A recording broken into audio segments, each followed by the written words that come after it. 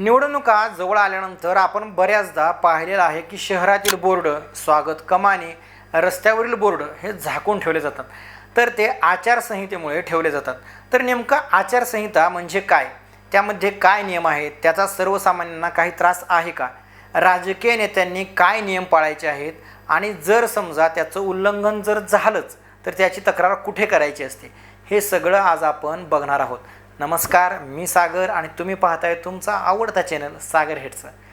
सगळ्यात पहिल्यांदा आपण बघूया आचारसंहिता म्हणजे काय.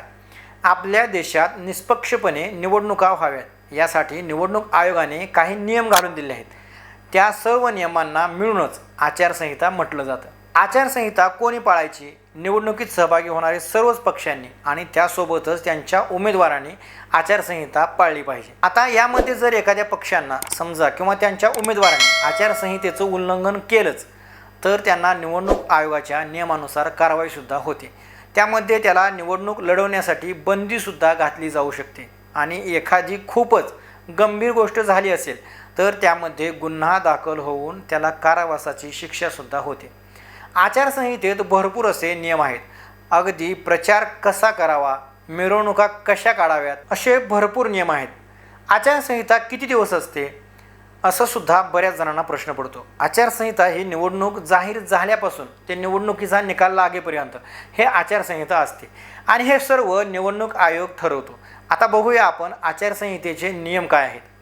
जर एखादा सत्ताधारी पक्ष असेल तर त्यांना आचारसंहिता लागू झाल्यानंतर सरकारी वाहनं किंवा सरकारी कोणतीही योजनेची घोषणा, उद्घाटनं, भूमिपूजन, शिलान्यास, लोकार्पण सोहळा असला कोणताही कार्यक्रम आचारसंहितेमध्ये घेता येत नाही. आचारसंहितेमध्ये सरकारी गाडी, सरकारी बंगला, सरकारी विमानांचा वापर हा निवडणुकीच्या प्रचारासाठी करता येत नाही. आता निवडणुका आल्या म्हणजे प्रचार करावा लागतो, मिरवणुका काढाव्या लागतात, रॅली काढावी लागते, त्यासाठी सुद्धा नियम आहेत. तर कोणत्याही पक्षाला हे सर्व जर काढायचंच असेल तर त्यासाठी त्यांना सर्वात पहिल्यांदा पोलिसांची परवानगी घ्यावी लागते. आचारसंहिता लागू झाल्यानंतर कोणत्याही राजकीय पक्षाला पक्ष, धर्म, जाती, पंथ या आधारे त्यांनी मत देण्याचं आवाहन करू शकत नाहीत. त्यासोबतच जाती धर्मावरून तणाव निर्माण होईल असं कोणतंही कृत्य प्रचारात, रॅलीत, मिरवणुकीत करण्यास मनाई आहे. पण बऱ्यापैकी राजकीय नेते किंवा सेलिब्रिटी अशी विधानं करताना दिसतात, पण त्यांच्यावरती निवडणूक आयोग ही कारवाई करते किंवा एक मतदाता म्हणून आपणही त्यांची तक्रार करू शकतो. ते कशी करायची हे आपण व्हिडिओमध्ये पुढे बघणार आहोत. आचारसंहितेच्या काळात कोणत्याही राजकीय पक्षाने कोणाच्याही घरावर, जमिनीवर, घराच्या परिसरात, भिंतीवर सुद्धा पक्षाचे झेंडे, बॅनर, पत्रकं किंवा स्टिकर लावायचं असेल तर त्या संबंधित व्यक्तीची त्यासाठी परवानगी घेणं हे आवश्यक आहे. जर विनापरवानगी जर हे कृत्य केलं तर संबंधित व्यक्ती तुमच्यावरती तक्रारसुद्धा करू शकते. मतदानाच्या दिवशी मतदान केंद्राजवळ कुठल्याही राजकीय पक्षाची किंवा निवडणुकीला उभे राहिलेल्या उमेदवाराच्या समर्थकांची गर्दी होऊ नये. सोबतच मतदानाच्या दिवशी दारूची दुकानं बंद असतात. प्रचाराच्या दरम्यान, रॅलीच्या दरम्यान किंवा मतदानाच्या दिवशी दारू वाटणे, पैसे वाटणे किंवा कोणत्याही किमती वस्तू वाटण्यास मनाई आहे. मतदानाच्या दिवशी मतदान केंद्राजवळ जे काही पक्षांचे बूथ असतात त्यासाठी सुद्धा आचारसंहितेचे नियम आहेत. ते बूथ साधेपणाचंच असलं पाहिजे. प्रचाराचे साहित्य किंवा मतदारांना बोलणारी कुठलीही गोष्ट तिथं असता कामा नये. मतदानासाठी कुठल्याही खाण्यापिण्याची कोणतीही गोष्ट तिथे नसावी. निवडणूक आयोगाने जे काही आचारसंहितेचे नियम घालून दिले आहेत त्यामध्ये भ्रष्ट आचरण किंवा एखादा गुन्हा, अपराध, धार्मिक तेढ निर्माण करणारी भाषणं अशी कोणतीही कृती उमेदवाराने किंवा कार्यकर्त्याने किंवा राजकीय पक्षाने करता कामा नये. कोणत्याही राजकीय पक्षाने किंवा उमेदवाराने मतदारांना पैसे देणे, मतदारांना धमकी देऊन घाबरवणं किंवा बोगस मतदान अशी कृत्ये करू शकत नाहीत. मतदानाच्या दिवशी मतदान केंद्रापासून 100 मीटरापर्यंत आतल्या कक्षेत कुठल्याही पद्धतीने प्रचार करणे असो किंवा प्रचार अवधी संपल्यानंतर सुद्धा प्रचार करत राहणं आणि मतदारांना मतदान केंद्रापर्यंत घेऊन जाणं असो किंवा परत त्यांचं आणणं असो, त्यांच्या येण्या जाण्याची सोय करणं, त्यांना वाहन मिळवून देणं यातलं काहीही करण्यास आचारसंहितेनुसार बंदी आहे.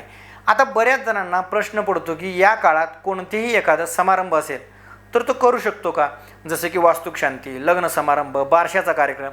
तर हो, या काळात तुम्ही या सर्व गोष्टी करू शकतो. पण त्यामध्ये जर तुम्ही एखाद्या राजकीय नेत्याला बोलवत असाल तर मात्र तुम्ही त्या समारंभामध्ये राजकीय वक्तव्य करणं किंवा पक्षाचं चिन्ह किंवा उमेदवाराचे चिन्ह यांचा प्रचार करणं, राजकीय भाषणं, वक्तव्य केली नाहीत पाहिजे.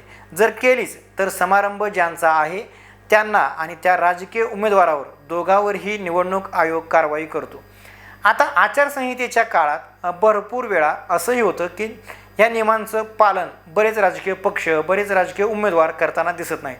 आणि जर सामान्य व्यक्तीला वाटलं की हे अयोग्य आहे, पैसे देणं असो किंवा कोणत्याही गोष्टीचं आमिष दाखवणे असो, तर त्याची तक्रार तुम्ही करू शकता.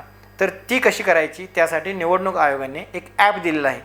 त्या ॲपचं नाव आहे सी-फिजल. याचा फोटो मी स्क्रीनवरती देतो.